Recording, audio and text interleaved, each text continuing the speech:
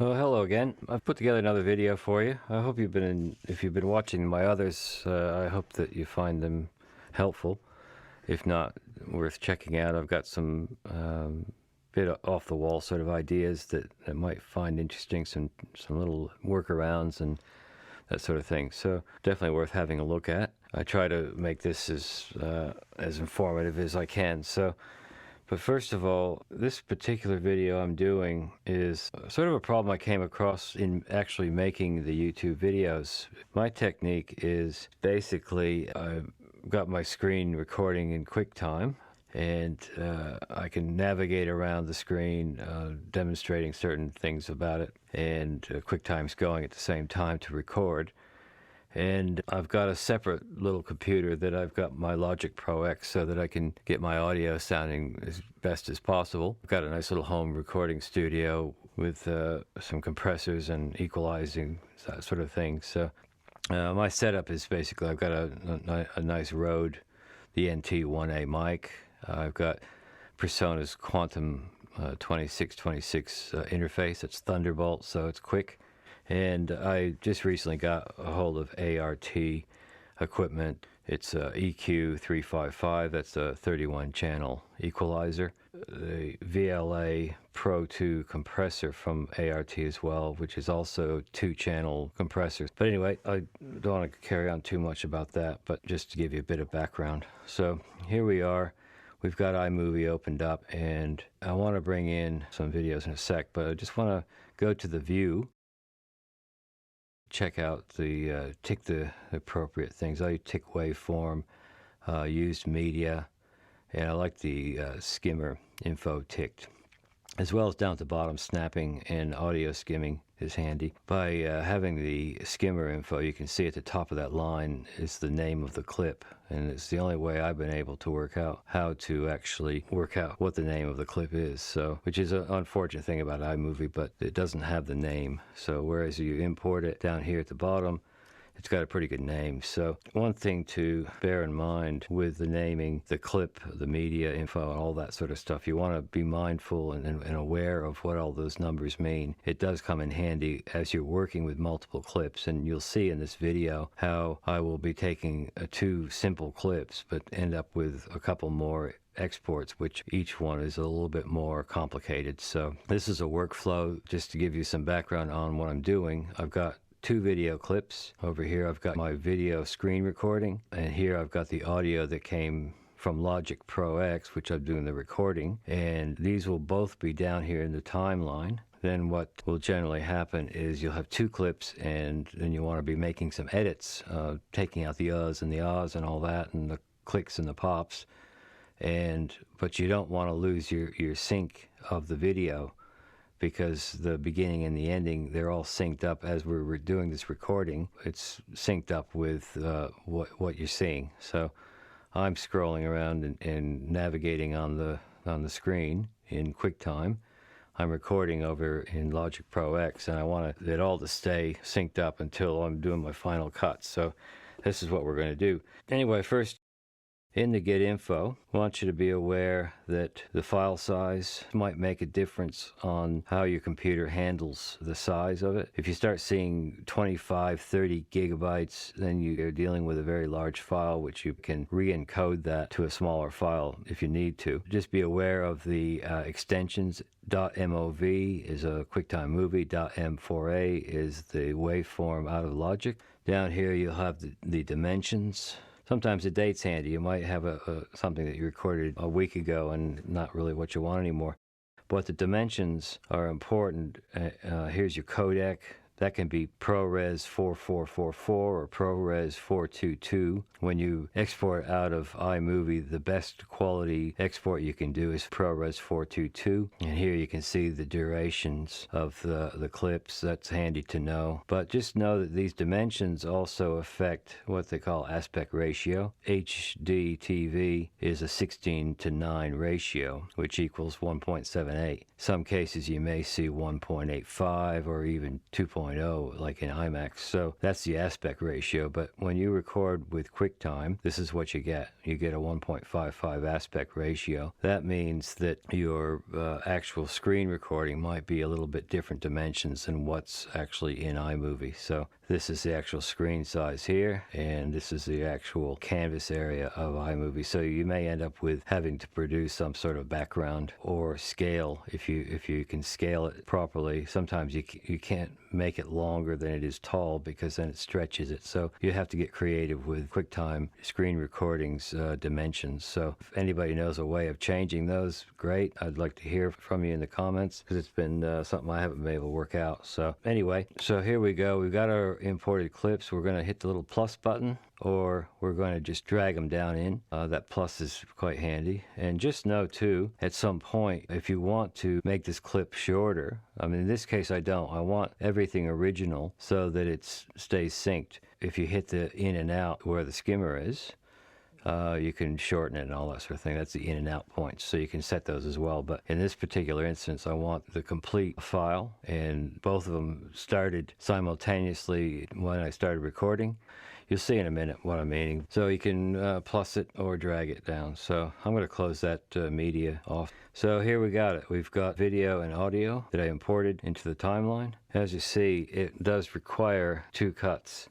You got to cut the video and then you got to cut the audio at the same time. If there is a way of joining these 2 clips, then you can make the 1 cut, and this is what I'm going to show you now. There is a simple way of doing it. Is basically we're going to export this as it is, making no changes at all to it until we join it. We don't have to do any of that until we do our first import. We can fix the volume up if you want. If it's clipping or something like that, you can fix the volume up so that you don't export the clipped audio. So that's something you can sort of make sure everything is sounding good and looking good. You can adjust your screen size and all that, making sure you're not cropping anything off. So if we're all happy with the way these are looking, don't worry about the fact that the video is longer than the audio. We're going to fix that up as well. So, but first I just want to touch on the getting info. So if we right click on the file and we hit get info, that's how you open these windows up. So in a lot of cases it's good to know this information for renaming. If you right click and hit rename, I like to make it more understandable. I put the codec or the format in just to identify it. Here I'm writing H.264,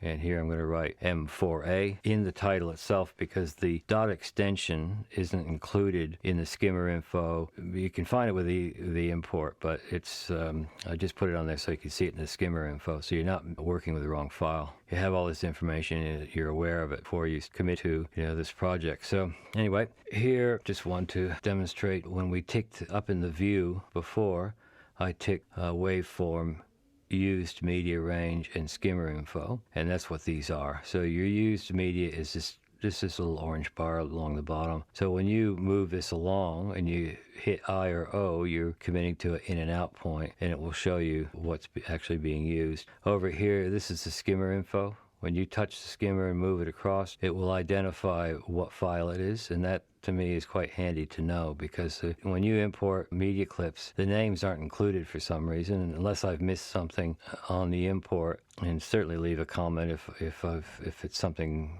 as simple as clicking on something, but I've been through it and I haven't been able to work it out. So hit the skimmer info and there it is. And then of course you got the waveform here. So this is an audio file here, so that it has the waveform. This one, there was no audio with it, so there's a waveform section, but there's no waveform there. And here is one that's got the video and the audio on one clip, so that's how you'll see the waveform information there. We're ready to go. I've done my final checks. I want to make sure everything is right because this export is going to be what I want to work with. I want to make sure that everything, the volume levels, everything is good. Because once we export, we're committing to the new settings. But as you see, right now, if I want to cut, say, the clicks and the pops out of the waveform, I have to line up the playhead, hit Command B, cut at the playhead, and then you delete the selected range as you see here. But this way it's set up now, I've got to do it to both clips. And to me, that's taking more time. There's a chance of errors and all that sort of stuff. So this is why we're going to go up to export. I'm just going to export this once. It'll be the first export. I'm just going to keep all the info intact. Make sure your resolution, your quality, codec, all that is correct.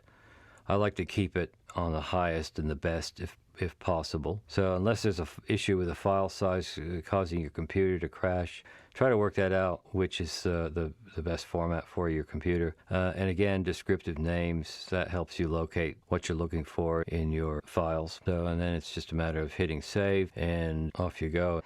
So, and then we go into media, we hit import. And now we've got this new join clip down here. It's got the new name PR422 on it. That's why the naming is so good, because then it distinguishes it from other exports. So now we've got just the plain wallpaper, and we've got the new clip with the audio on the same clip.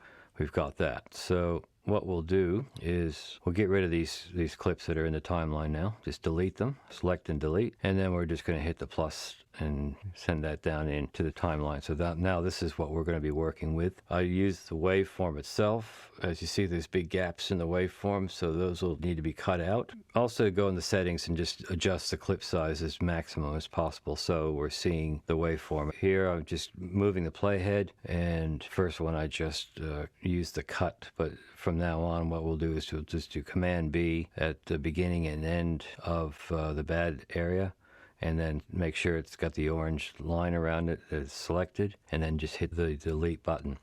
So, and we'll just go through this a few times just to get rid of all the pops, clicks, all that you're going to see on the waveform as a big clip spike by watching your waveform. And obviously you have to listen as well. So I got the headphones on, I'm scrubbing through, trying to find all the little things that I don't want in the video, and here I can just trim it by dragging the end of the clip. I usually just use the Command B and delete, but some cases you want to just trim it back just a little bit to make sure the audio lines up with the previous clip. And so there you go, drag, drag, drag, there it is.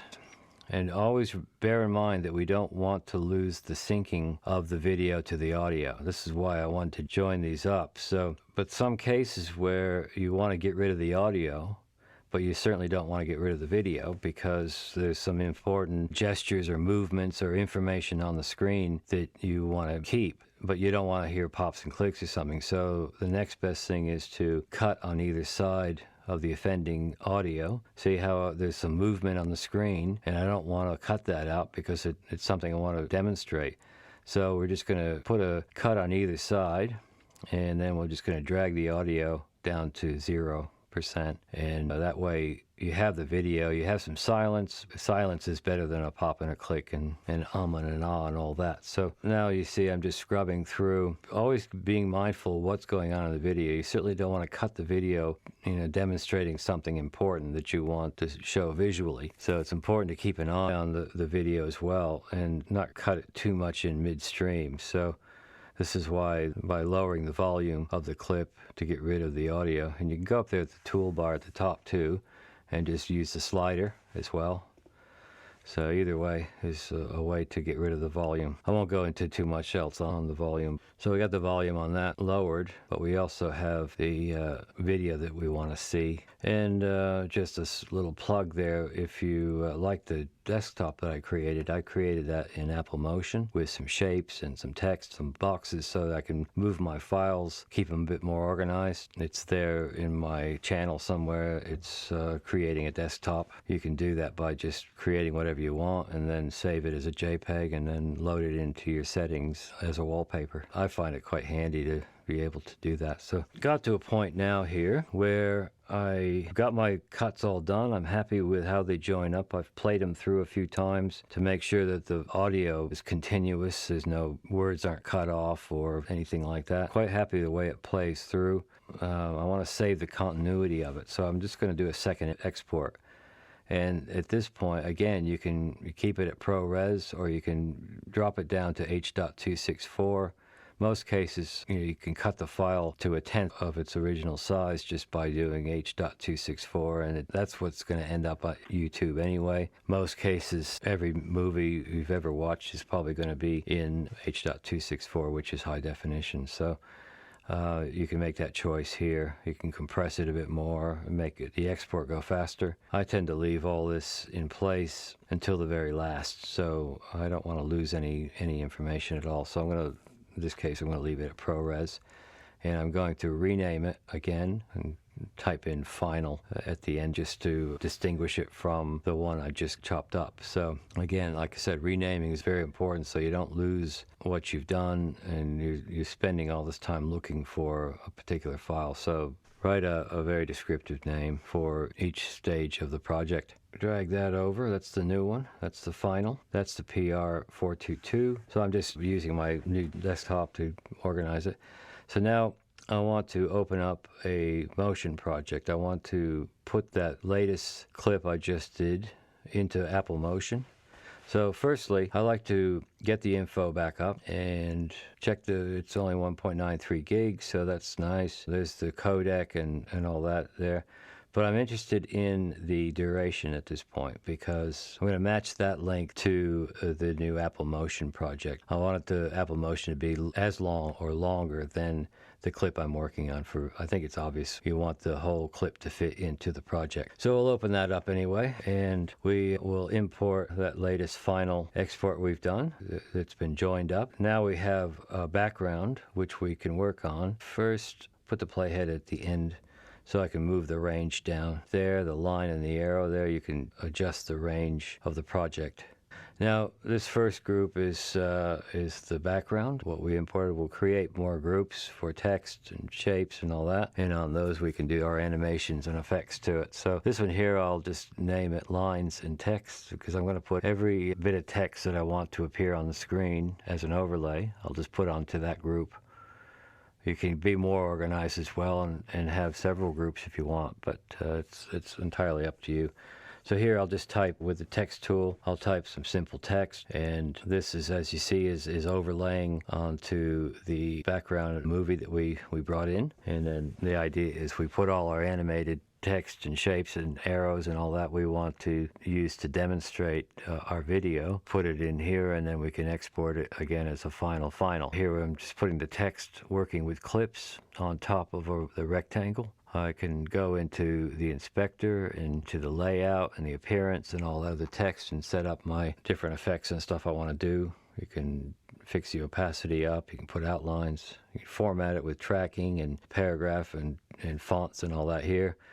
And then we go into properties and we can adjust the position and rotation and scale and all that. So this is stuff you want to do to make sure it's going to overlay onto your movie nicely. And always remember to have the playhead back at the beginning. I just made that mistake. So I'll just drag that all the way, drag the text and the rectangle all the way to the beginning of the clip. So in some cases you may want to come on somewhere halfway in the middle or at some point. That's entirely up to you how you want to lay that out. In making this video, you can see at different points along the timeline, a certain bit of text and lines appeared. Well, this is how I did it. So fix up our outline a little bit, go into geometry, which will give you your control points and all that. Good to have a good experimentation around the inspector. Here at the beginning, I've set the position where I want it, scale, rotation, everything is where I want it.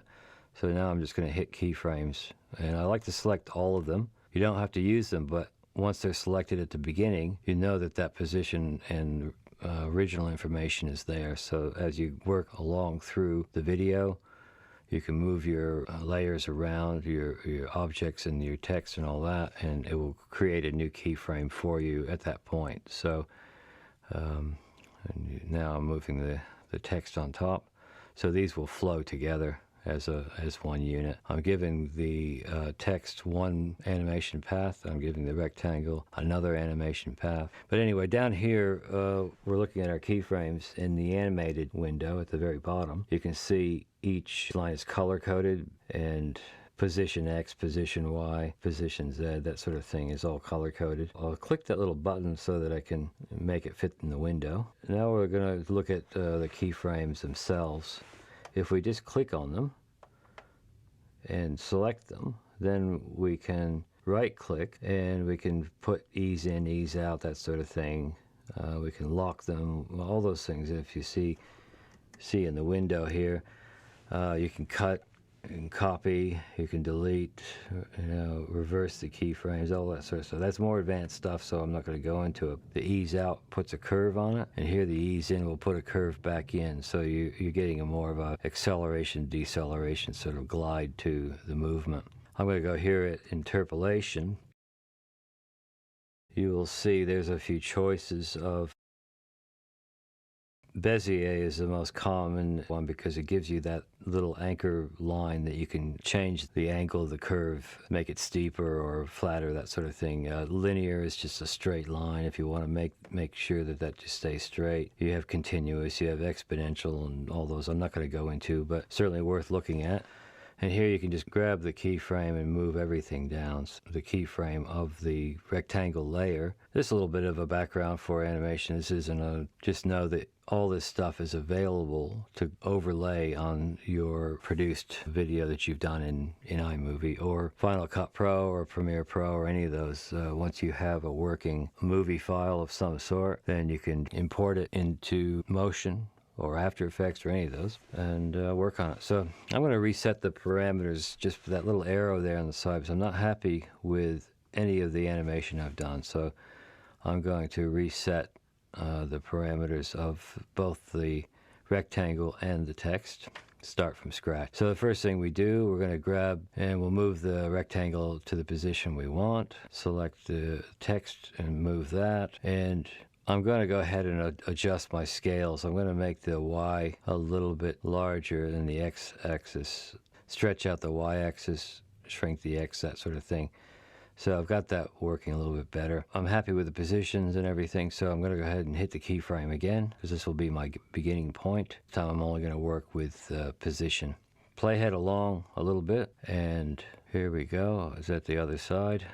And I'll hit the keyframes again and do the same with the working with clips text, but I'm going to take it halfway back and now I'm going to just drag that out. So I'm changing the animation path of the text to the rectangle so you get something a little differently. I'm a little bit happier with that. Probably take the opacity down on that rectangle a little bit more so you can see it. Just get creative with what you want to do. I just find that this is just icing on the cake for your final production. I might just do some adjustments to the text here. So here I'm just doing the final overlay. Thanks for watching. Coming to an end here now, so I hope it was helpful. I find that this is a technique that really saves me a lot of time in the end, a lot of organization and preparation, being knowledgeable of these different types of files and stuff, so that you can really, first of all, you're preserving your edits a little bit better by exporting them, and you've got a backup in case you need to go back and do it again, that sort of thing. So anyway, I hope that this has been helpful for you. I like just putting these videos together just for a bit of fun. Helps tone up my skills with working with these different programs. So take care.